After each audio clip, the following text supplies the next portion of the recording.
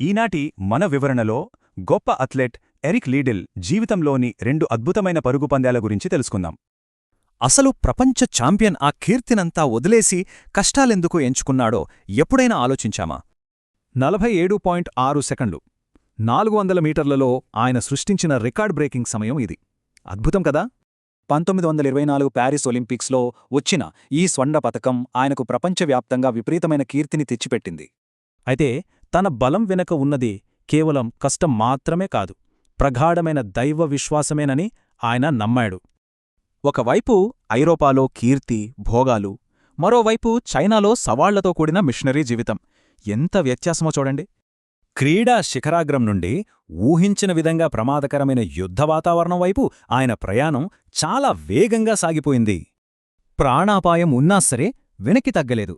China ప్రజలకు సేవ చేయాలన్న ఆయన అంకితభావం నిజంగానే అనన్యసామాన్యం.